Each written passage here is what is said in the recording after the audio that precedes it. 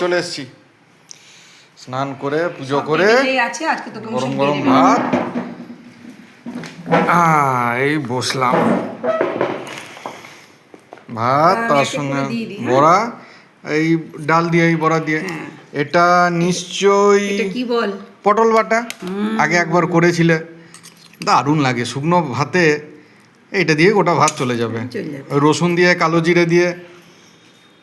দারুণ জিনিস পটল বাটা আচ্ছা এইদিকে নিশ্চয়ই ঝিঙে আলু পোস্ত ও সব প্রিয় খাবার একদম পোস্ত যখন করেছো আশা করি টক হ্যাজ অবশ্যই টক হ্যাজ এইদিকে এটা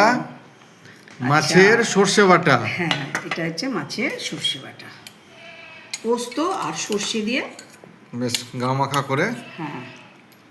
ঠিক আছে আস্তে আস্তে তুলো আস্তে আস্তে তুলি একদম গামাখা ঝোল আছে অল্প হয়েছে ঠিক আছে এটা তো ওই লাস্টে খাবো ওই শুকনো ভাত দিয়ে এটা লঙ্কাটা দিয়েছি লঙ্কাটা দিয়ে মাখিয়ে খানি ঝাল ঝাল করে আর কি আসছে এরপরে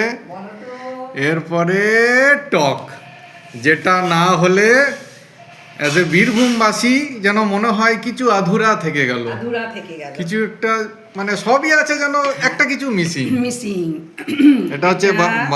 বাটা মাছ হ্যাঁ কত কি দিচ্ছি দেখো তুমি আগে বড়া আগে মাছগুলো তুলি হ্যাঁ একদম টাটকা তো ভেঙে যাচ্ছে টাটকা মাছ ভেজেছি ওই হালকা করে টকে এটা কচু ও তাহলে কি কি দিয়েছি বলো টকে বড়া কচু কচুগুলো কই এই তো ও গলে গেছে ও দারুণ কচুগুলো কিন্তু বড়া দারুণ জাস্ট ফাটাফাটি এটা এই বড়াগুলো কালকে আবার ফুলে যাবে হ্যাঁ টকের ওই রেখে রসটা পড়বে আরো মজলে আরো খেতে ভালো লাগে আর কচু দেবো নাকি না না আর লাগবে না তাহলে আগে পটল বাটা দিয়ে একটুখানি ভাতটা খাই ও এটা দারুণ টেস্ট দারুণ রেসিপি পটল বাটা ঝাল হয়েছে হালকা একটু ঝাল না হলে তো ভালোও লাগবে না একটু ঝাল না দিলে আর ডালের সঙ্গে বড়া ওইটা দেখো আগে পটল বাটা দিয়ে খাই তারপর তোমার আছে তোমার স্পেশাল মেনু তারপরে ওই দেখো মেঘ ডাকছে বৃষ্টি হবে ছাদে কাপড় আছে কিন্তু